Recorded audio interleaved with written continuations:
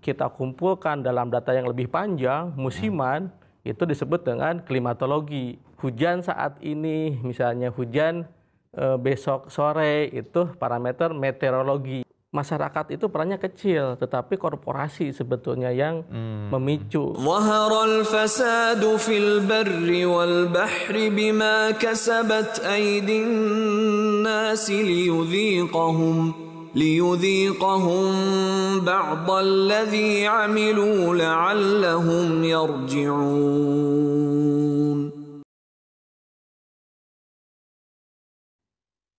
Bismillahirrahmanirrahim. Al-Quran sebagai kitab suci umat Islam tidak hanya menjadi panduan spiritual, namun juga mengandung ilmu pengetahuan yang relevan dengan berbagai bidang kehidupan. Di program ini, kita akan menjelajahi keajaiban Al-Quran dan keterkaitannya dengan dunia sains. Tentu saja dengan berbagai ahli di bidang masing-masing, kita akan mengungkap rahasia-rahasia yang tersembunyi di balik ayat-ayat suci Al-Quran. Saya Ahmad Mustafa, dan pada episode kali ini kita telah kehadiran narasumber kita, yaitu Bapak Mahmud Yusuf, MT. Beliau adalah seorang peneliti dan dosen di Sekolah Tinggi Meteorologi, Klimatologi, dan Geofisika. Mari kita sapa beliau. Assalamualaikum Pak. Waalaikumsalam warahmatullahi wabarakatuh. Gimana kabarnya Pak? Alhamdulillah sehat saya. Alhamdulillah baik dan sehat Pak ya. Baik Pak, kita akan berbincang-bincang dengan Bapak. Mungkin sebagai awalan kami ingin tahu nih Pak, Bapak ini siapa ini Pak? Bisa diperkenalkan barangkali. Oh iya, baik, terima kasih. Ya, perkenalkan, nama saya Mahmud Yusuf. Saya bekerja di BMKG dan sudah 20 tahun lebih ya. Jadi saya 10 tahun di Jakarta bertugas di kantor pusat, kemudian 5 tahun bekerja di kantor wilayah di Bali.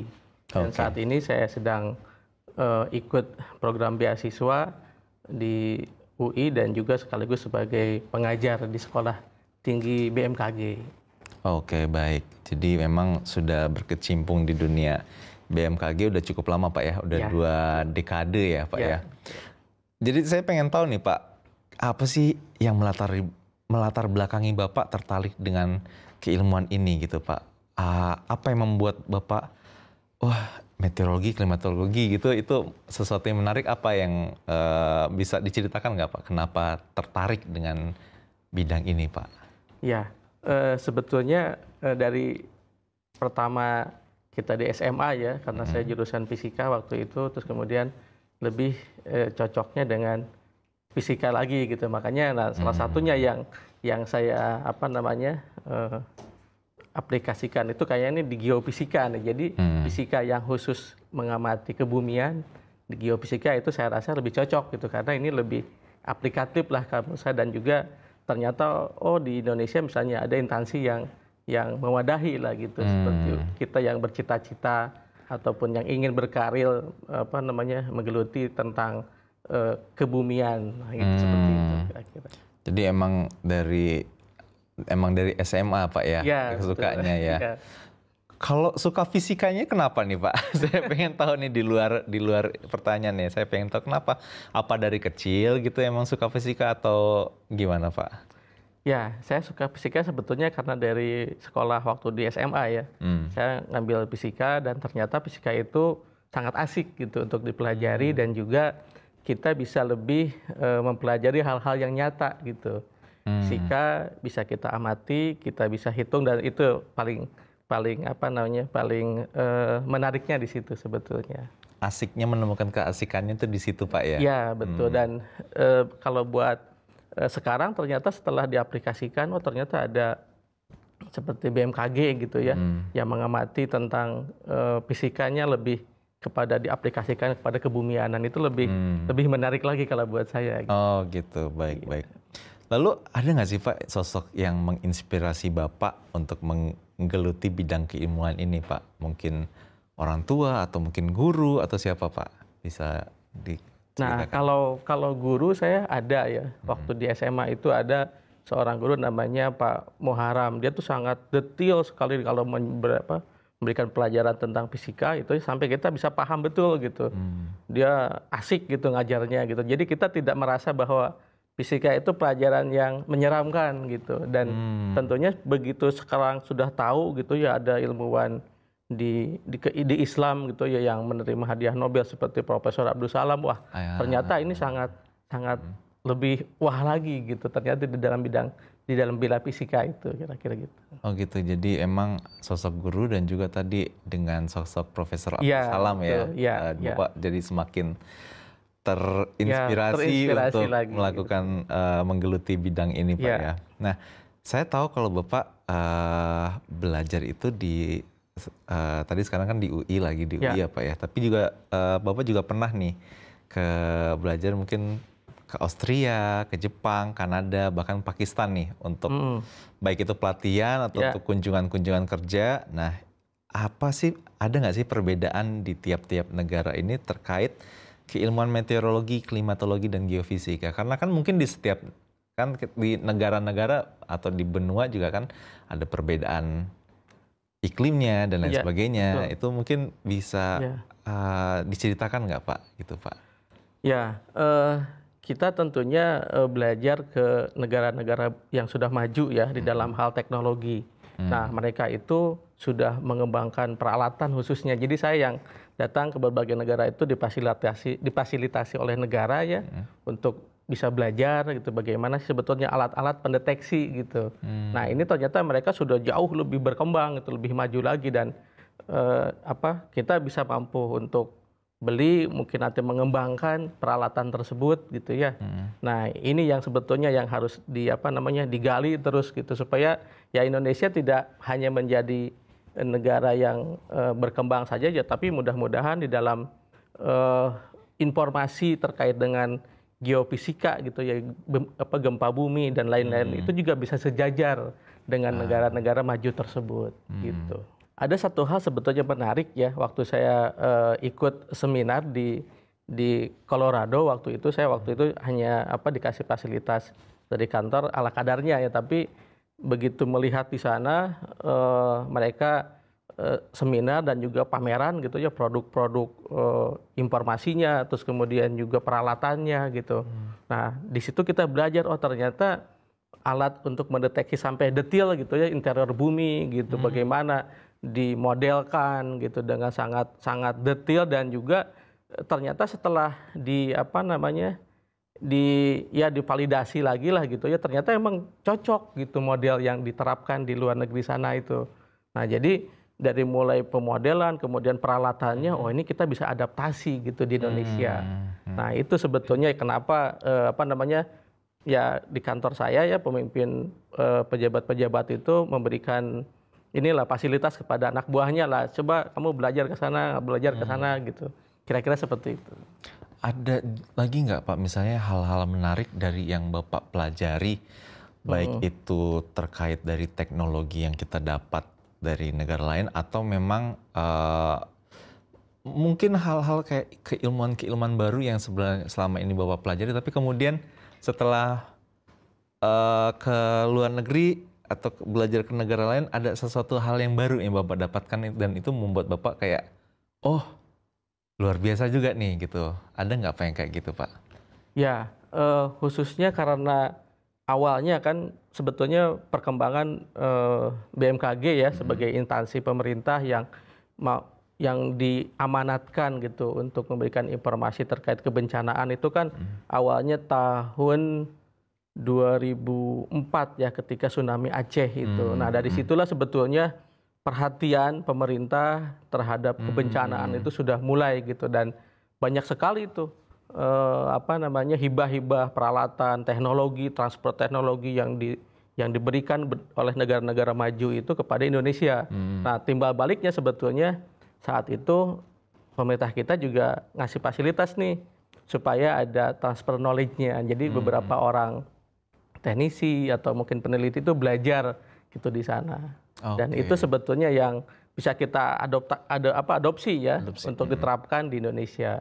Tentunya sebetulnya ada beda ya ketika kita menerapkan misalnya bagaimana sih interior bumi di Indonesia misalnya yang relatif dia itu kepulauan kan gitu. Kemudian kita tahu misalnya ada zona subduksi dan lain-lain gitu yang berbeda dengan di Eropa, mereka tidak punya gitu sebetulnya. Lebih cocok penelitian-penelitian mereka itu diterapkan di Indonesia gitu. Makanya mereka sangat interest sekali gitu melakukan penelitian-penelitian di sini, dan sebetulnya itu menjadi menjadi nilai tambah ya buat para peneliti kita khususnya gitu. Oke, baik Pak. Oke, saya ada pertanyaan lagi nih terkait proyek penelitian nih Pak ya. Ya. Bisa Bapak ceritakan sedikit nggak tentang ada proyek penelitian terbaru yang sedang Bapak kerjakan sekarang ini Pak? Ya, proyek penelitian yang saya kerjakan itu sebetulnya saya awalnya biasa ikut dengan tim peneliti dari instansi lain gitu, ada beberapa dosen juga dari ITB, kemudian dari Unila. Pada saat itu saya hanya sebagai tim teknis lah gitu. Ternyata setelah saya dalami lagi, ini kayaknya bisa nih saya berperan lebih tinggi lagi gitu di dalam penelitian itu, khususnya leadernya. Nah, risetnya itu adalah terkait dengan deformasi tanah ya. Deformasi tanah itu kalau mungkin teman-teman ngelihat ya, ada biasa disebut dengan amblesan tanah, subsidence, Jakarta tenggelam. Nah, jadi kan isunya Jakarta diprediksi akan tenggelam sekian tahun yang akan datang gitu kan. Nah, sebetulnya saya timbullah dari situ kan rasa curiosity-nya, keingintahuan saya sebetulnya apa sih yang menjadi penyebabnya, apakah kita bisa menyelesaikan masalah tersebut gitu ya. Nah, kita lihat misalnya contohnya yang paling mungkin sederhananya kalau main ke daerah Jakarta Kota ya, di sana tanahnya sudah ambles tuh. Jadi sekarang sudah ada penambahan lantai, terus kemudian ada juga menara yang miring di daerah Jakarta Utara di Menara Bahari. Nah, itu kalau main ke sana itu saksi nyata bahwa ada sebetulnya fenomena penurunan tanah, dan ini yang menarik untuk kita teliti sebetulnya. Oke, baik. Itu menarik sekali sih Pak ya, apalagi soal Jakarta memang betul. Katanya sih sudah di bawah laut itu ya, permukaan laut gitu Pak ya. Gitu, baik Pak. Nah, Bapak selain meneliti terus juga mengajar, aktivitas apa lagi sih yang Bapak lakukan di luar hal-hal tersebut? Mungkin selain tentu dengan keluarga ya, barangkali ada bisa diceritakan. Ya, kalau kegiatan rutin kedinasan ya saya saat ini karena berfokus dulu untuk penelitian, jadi saya kuliah gitu ya, diskusi dengan dosen dan lain-lain, mungkin juga ngambil data juga. Nah, ini sebetulnya yang asiknya di geofisika itu ya, keilmuan fisika khususnya geofisika itu kita bisa menguasai alat, kemudian kita bisa lakukan survei gitu kan. Kita langsung tidak hanya di lab gitu ya, kerja di lab, tapi kita juga harus ke lapangan. Justru 60%-nya lah dari penelitian saya itu harus lebih banyak di lapangannya gitu. Jadi ya kegiatan yang rutin misalnya yang mengajar saya jadikan nomor 2-nya justru sebetulnya kalau sekarang ya, karena harus lebih banyak di lapangan gitu, karena harus ngukur, kemudian melihat semuanya lah gitu, ngambil sampel data dan lain-lain gitu. Jadi ya waktu untuk keluarga sebetulnya jadi sedikit gitu. Oh, itu ya. Iya. Oke, nggak apa-apa Pak ya, demi emang sebagai seorang peneliti emang banyak di lapangan juga ya Pak ya. Baik, akan ada banyak pertanyaan lagi, tapi sebelum itu saya ke pemirsa dulu Pak ya. Pemirsa MTA dimanapun Anda berada, Bapak Mahmud Yusuf MT telah menempuh pendidikan di Geofisika Academy, Meteorologi Geofisika Jakarta, kemudian S2-nya Teknik Geofisika di Institut Teknologi Bandung, dan saat ini beliau sedang menempuh doktoral Departemen Fisika Universitas Indonesia. Pada kesempatan ini beliau memilih Quran Surat Ar-Rum ayat 42 sebagai topik yang diangkat. Baik, akan saya coba bacakan artinya. Kerusakan telah meluas di daratan dan di lautan disebabkan perbuatan tangan manusia, supaya dia membuat mereka merasakan akibat sebagian perbuatan yang mereka lakukan, supaya mereka kembali dari keburukan. Oke, baik Pak, sebelum kita beranjak kepada pertanyaan terkait Al-Quran Surah Ar-Rum ayat 42 yang di awal sudah diperdengarkan ya, saya ingin Bapak bisa mengenalkan terlebih dahulu apa itu Pak ilmu fisika, kemudian meteorologi, klimatologi, dan geofisika, dan apa yang membedakannya. agak banyak nih. Apa itu fisika, kemudian apa itu meteorologi, klimatologi, geofisika, dan apa yang membedakannya. Tadi mungkin di awal sudah sedikit disinggung sedikit tentang fisika dan geofisika, mungkin bisa lebih dielaborasikan barangkali Pak buat para pemirsa di rumah Pak. Ya, baik. Jadi kalau kita mengenal fisika, ya fisika itu kan ilmu alam gitu ya, ilmu alam. Tentunya fenomena-fenomena alam yang kita pelajari. Nah, ternyata fenomena alamnya itu memiliki kekhususan sendiri-sendiri. Contohnya meteorologi, yaitu katanya agak sedikit kadang saru dengan meteorologi, tapi itu kita lihatnya meteorologi. Jadi kalau meteorologi sebetulnya kita mempelajari fisika terkait dengan fenomena atmosfer gitu. Jadi terjadinya awan, bentuknya hujan, itu fenomena fisika yang diterapkan pada atmosfer ya, dinamika atmosfer. Oh, nah, jadi bukan kan ada meteor saya kira. Ya, bukan. Kalau itu kan udah meteor, lebih ke astronomi ya. Oh gitu, ya. Baik. Nah, kalau geofisikanya justru ini kita mempelajari bagaimana parameter fisika yang ada di bawah permukaan gitu. Jadi kalau dari tanah ke bawah itu kita mengenalnya sebagai ilmu geofisika. Jadi kalau orang yang mendalami atau ahli di bidang itu biasanya disebut dengan geofisikawan atau geofisis gitu ya. Tapi kalau misalnya ada lagi orang yang khusus mendalami terkait dengan bagaimana batuannya gitu kan, itu biasa disebut dengan ilmu geologi ya, jadi geologis lah biasanya gitu. Nah, ada sedikit perbedaan antara meteorologi dan klimatologi ini. Padahal sebetulnya parameter yang diukur itu sama. Jadi ada suhu, kelembaban, tekanan ya, terkait dengan diukurnya adalah udara sama misalnya. Tapi kalau misalnya kita kumpulkan dalam data yang lebih panjang, musiman, itu disebut dengan klimatologi gitu. Jadi kita mengenal musim, itu berarti ilmu klimatologi. Tapi kalau hujan saat ini, misalnya hujan besok sore, itu parameter meteorologi gitu. Nah, jadi di situ sebetulnya. Tapi ya sama-sama mempelajari fisika dan lebih diterapkan itu lebih enak sebetulnya. Dan kita bisa lihat langsung gitu. Jadi kira-kira gitu. Meteorologi itu adalah kondisi saat ini. Ya. Kalau klimatologi secara jangka panjang, musiman gitu ya. Betul. Baik itu ya. Kayaknya cukup jelas ya Pak ya tentang perbedaan keempatnya. Ya. Lalu saya mau nanya lagi nih Pak, dengan kemajuan ilmu pengetahuan terutama di bidang meteorologi dan klimatologi, bagaimana kita dapat memaknai tadi makna ayat yang telah diperkenalkan dan juga tadi yang sudah saya sampaikan artinya gitu. Bagaimana memaknainya secara lebih mendalam gitu Pak. Nah, jadi kalau kita ulangi lagi, kita baca, ya ternyata sebetulnya jelas apa sebetulnya penyebab dari kerusakan kan gitu ya, kerusakan di bumi. Jadi misalnya orang tidak harus lagi melihat, mungkin tidak harus lagi meneliti lebih detail lagi, karena di Al-Quran lebih jelas nih sebetulnya kerusakan itu penyebabnya apa kan gitu. Nah, bencana itu kan kadang kita sebut dengan bencana alam gitu ya, bencana alam. Tapi apakah iya alam itu murni bergerak dengan sendirinya menyebabkan kerusakan gitu kan, ataukah misalnya ada pemicu lain seperti ya tingkah laku manusia gitu. Di sana kan tadi ayat yang tadi jelas ya bahwa terjadi kerusakan dan dampaknya itu dirasakan lagi gitu, supaya diperlihatkan kan gitu.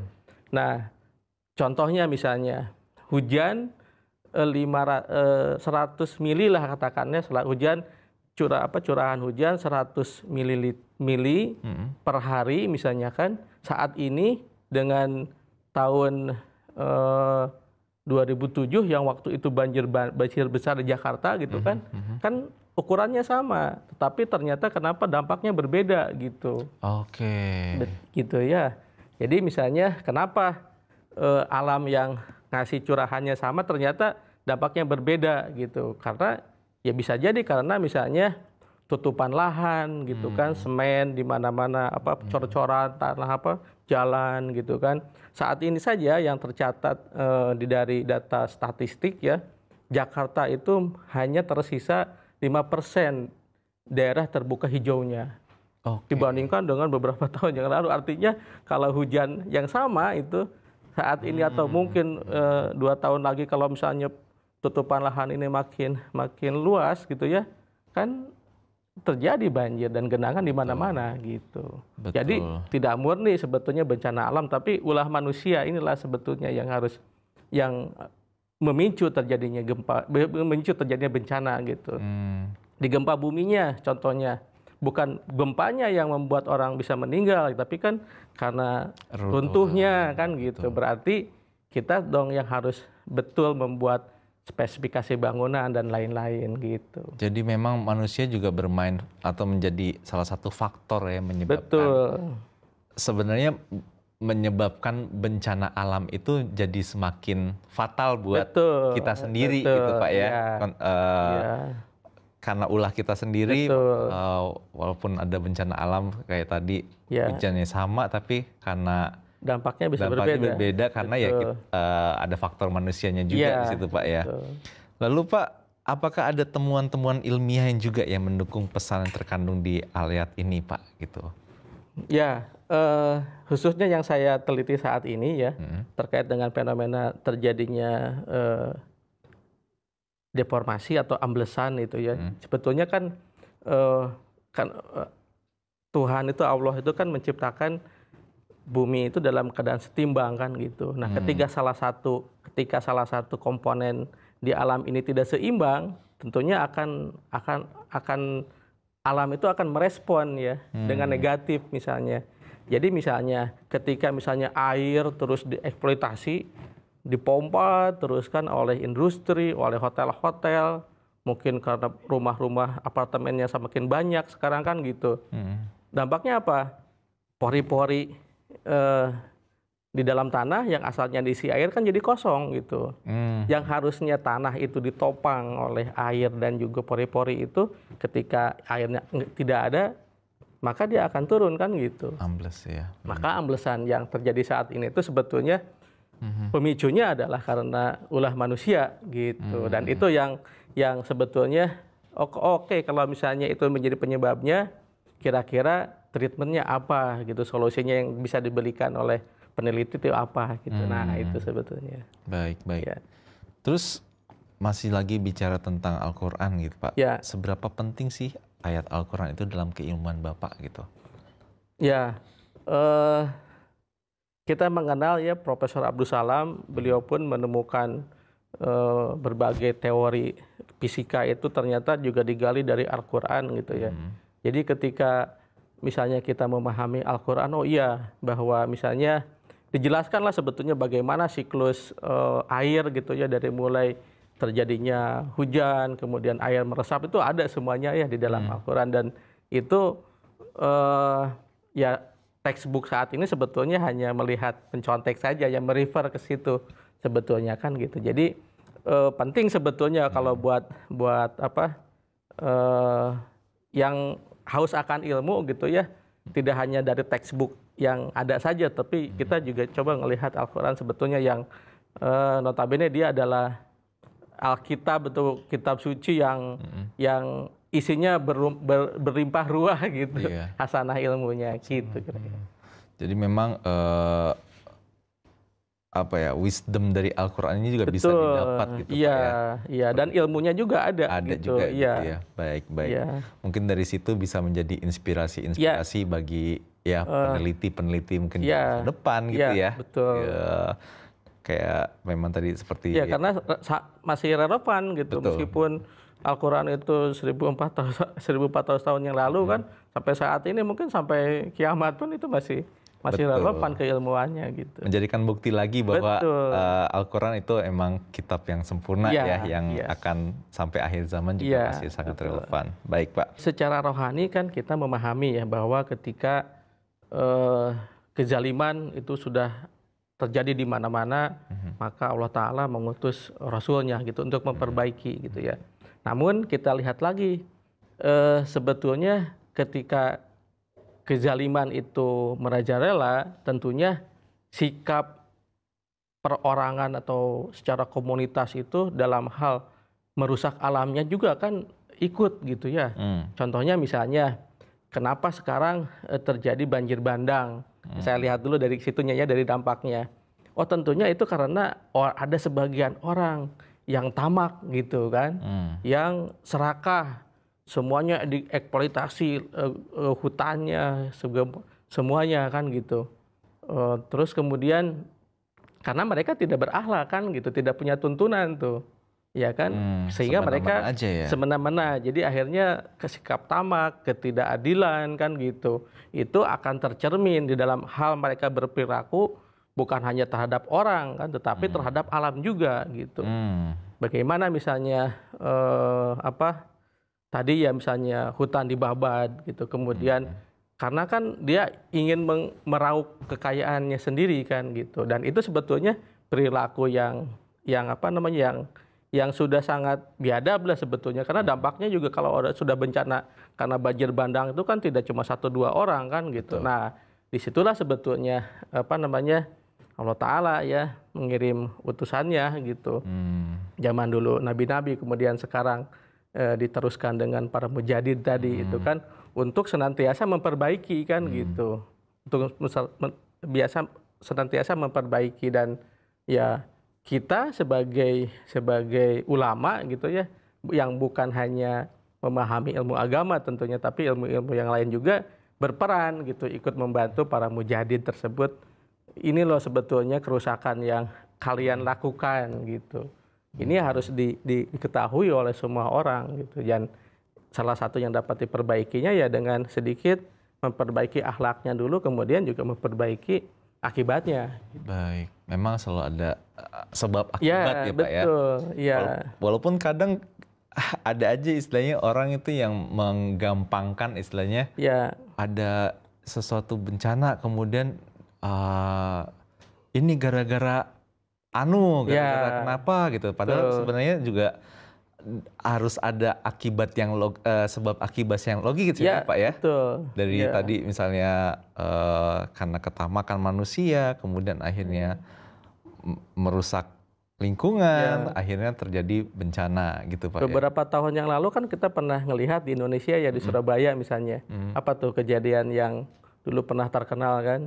Daerah Sidoarjo mungkin tahu kan. Lumpur ya. Lumpur kan itu kan sebetulnya bukan hanya murni kejadian alam, tentunya juga di situ ada peran manusia tuh yang membuat kesalahan gitu. Kan. Dampaknya sudah luar biasa kan gitu. Iya, akhirnya sudah terlambat lah ya sepertinya ya. Tuntunan agama diperlukan kan untuk memperbaiki bahwa sebetulnya orang itu jangan terlalu tamak lah gitu kan. Itu perannya para ulama gitu. Dari sisi yang lainnya, peran dari ilmuwannya ya kalian harus membatasi misalnya gitu. Eksploitasinya itu hanya cukup kedalaman sekian. Kalau misalnya itu untuk migas gitu kan, ya cukup segini dulu, tidak semuanya sampai habis kan.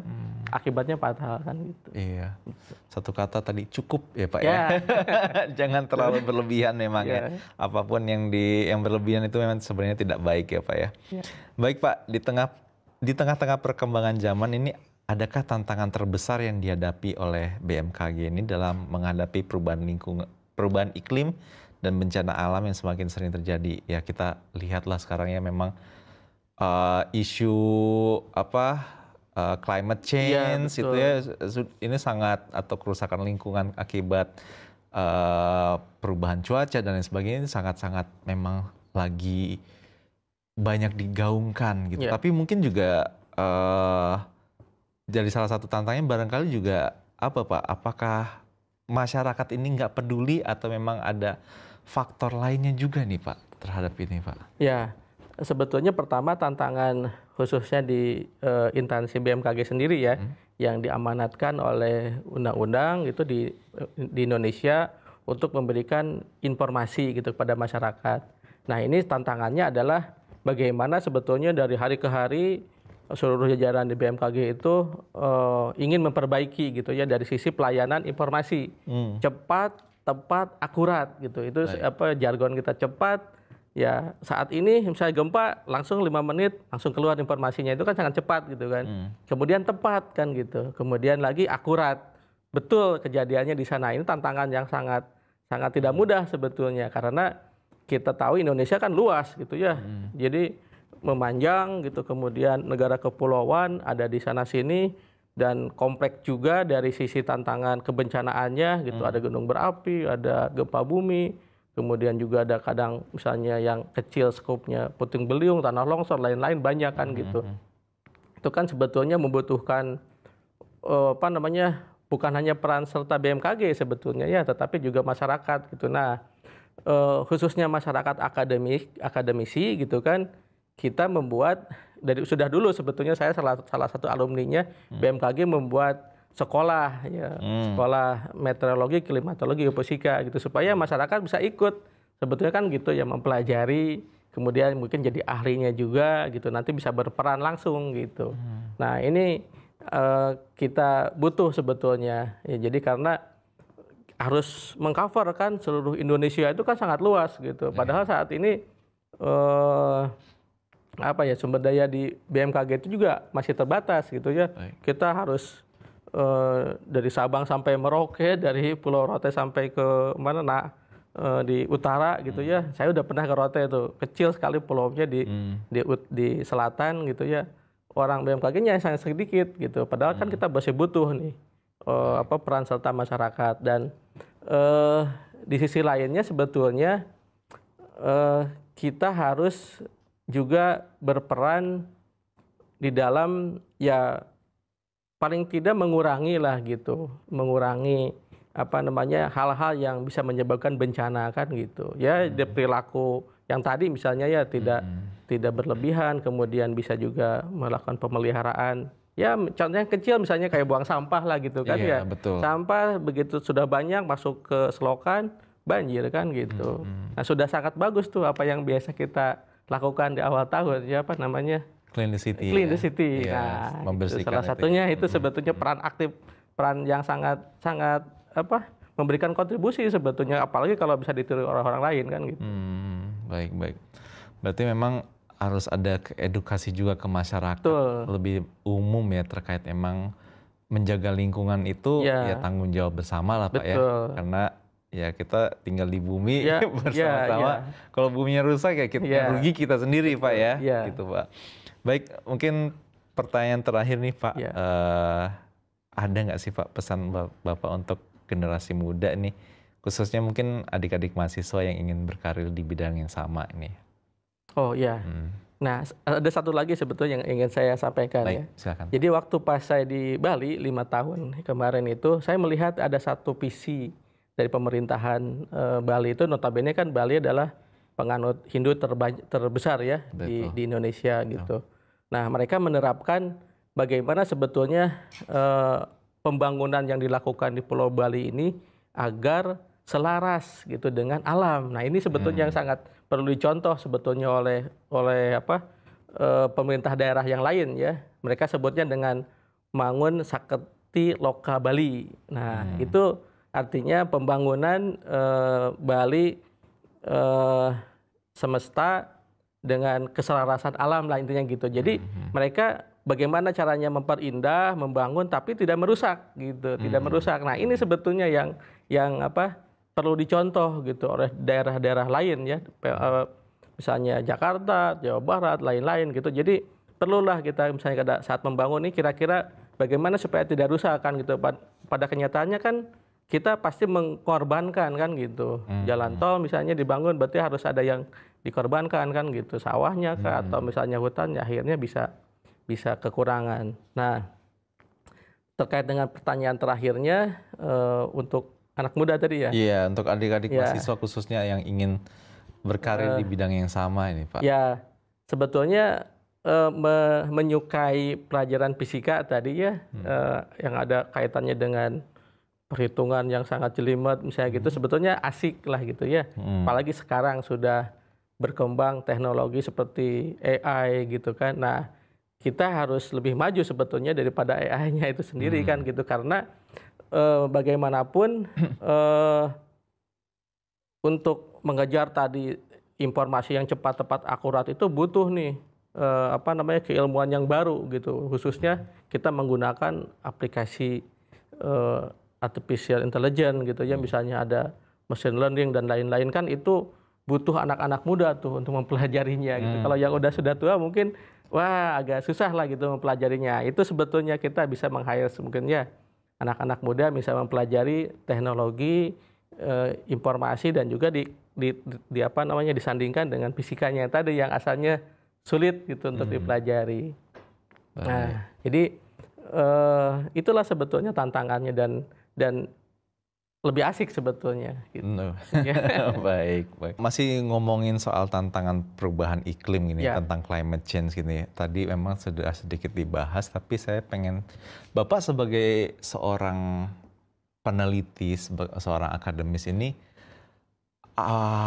kira-kira apa ya? Maksudnya tadi kalau tadi Bapak mengedukasi itu sudah ada sekolah, tapi untuk bagaimana sih kita mengedukasi masyarakat umum nih, masyarakat awam ini bahwa climate change ini adalah sesuatu yang sudah sangat urgent ini. Gimana supaya istilahnya mungkin menangani isu ini sudah sulit ya Pak, tapi bagaimana supaya atau mencegah laju supaya climate change itu tidak semakin memburuk gitu. Gimana sih cara mengedukasi masyarakat Bapak sebagai seorang akademisi ini Pak? Kalau kita lihat ya dari beberapa kejadian misalnya di Indonesia itu kan kadang di musim kemarau itu memproduksi asap ya. Kita ekspor tuh asap sampai ke mana, ke Malaysia misalnya, sampai negara mereka tertutup gitu. Gara-gara kebakaran hutan kan gitu. Ya sebetulnya kalau dilihat ya masyarakat itu perannya kecil, tetapi korporasi sebetulnya yang memicu gitu. Karena mereka kan keuntungannya pengen besar nih, cara membersihkannya dengan yang murah kan gitu. Dibakar lahan misalnya. Ya mereka kan nantinya bakal tanam dengan apa, sawit kah atau apa gitu kan. Jadi sebetulnya kalau tadi pertanyaannya masyarakat itu, sebetulnya masyarakat yang kecil itu dampaknya kecil mungkinnya, tapi korporasi yang lebih besar itulah sebetulnya harus dikendalikan, dan itu memang bisa dikendalikan ya oleh pemerintah gitu di dalam hal mengurangi emisi tadi gitu. Jadi contohnya misalnya beralih produksi otomotif ke kendaraan listrik gitu kan, itu harus didorong kan gitu. Atau misalnya kendaraan-kendaraan umum yang sudah emisinya sudah mengkhawatirkan itu kalau bisa jangan beroperasi lagi kan. Yang bisa menghentikan itu kan pemerintah kan gitu, dan yang melakukan juga bukan masyarakat kecil sebetulnya, tapi juga korporasi yang besar. Artinya sebetulnya itu bisa digait dengan peraturan yang ketat kan gitu untuk kelestarian alam kan gitu. Tapi kalau masyarakat kecil ya mungkin hal-halnya ya seperti membuang sampah gitu. Kalau tempat sampahnya ada ya pasti orang bakal membuang ke situ kan. Tapi kalau misalnya pemerintahnya nggak menyediakan ya mau kemana lagi, orang buang sembarangan aja gitu. Ya udah paham harus dibuang di tempat sampah, tapi nggak ada misalnya, nggak gimana kan gitu. Itu juga perlu di manage kan gitu ya, secara bersama-sama gitu. Contohnya misalnya kalau di negara lain kan buang sampah itu ada jamnya, ada warnanya, kodenya lain-lain kan gitu, dan juga pengolahannya juga sampahnya itu jadi lebih bagus kan gitu kan. Itu tidak dilakukan oleh masyarakat biasa kan gitu. Nah, mungkin masyarakat bisa mendorong pemerintah itu membuat kebijakan yang bisa lebih ramah lingkungan kali ya, atau bisa membatasi laju dari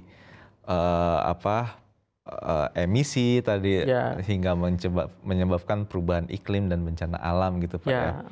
Baik Pak, ini mungkin akan sangat panjang kalau kita bahas soal tadi karena ada soal geopolitiknya juga Pak ya terkait ini, memang seperti itu. Balik lagi ke soal BMKG nih, mungkin tadi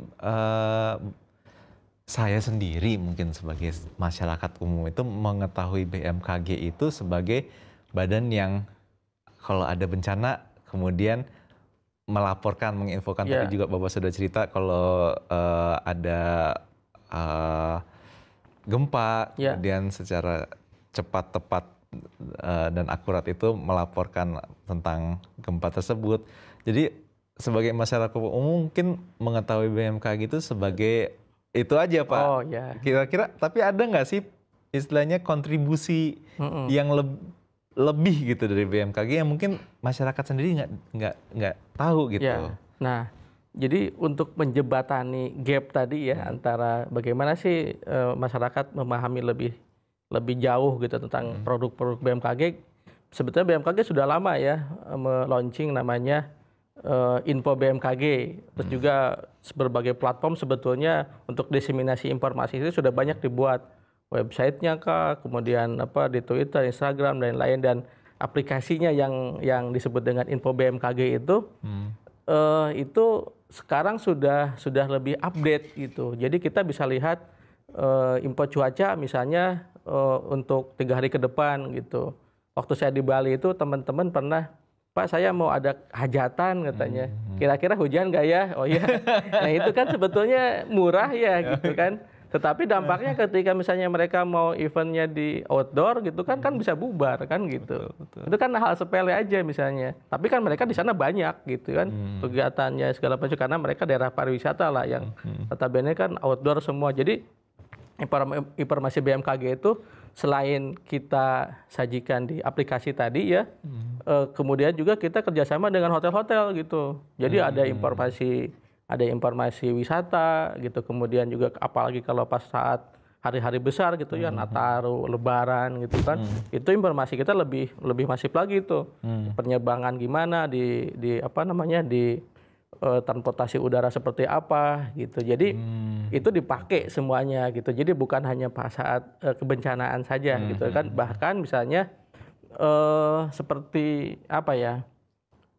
ketika misalnya satu proyek gitu yang besar gitu kan, atau misalnya contoh sekarang kita lagi menggaungkan food estate kan gitu ya. Tentunya kan membangun industri pangan yang besar itu kan tergantung dengan alam kan gitu, berhasil atau tidak itu harus melibatkan gitu. Bagaimana sebetulnya prediksi musim ke depan, apakah banjirkah gitu. Pas mau nanam hujan misalnya. Ada juga waktu itu teman dia orang di perhutanannya, dia punya kebun karet gitu. Pak saya mau nyasat itulah karet gitu kan. Karet kan harus netes. Besok hujan nggak gitu. Enteng aja gitu. Kalau misalnya hujan habis rusak dia, ya, rusak gitu. rusak Jadi karetnya. sebetulnya itu penting, makanya kita juga ada sebetulnya produk lain mendekatkan ke masyarakat. Itu ada yang disebut dengan sekolah lapang iklim, kemudian sekolah lapang klimat, maritim, sekolah lapang geofisika. Itu sama teman-teman di BMKG sudah sudah terus aja di publik disosialisasikan gitu. Baik.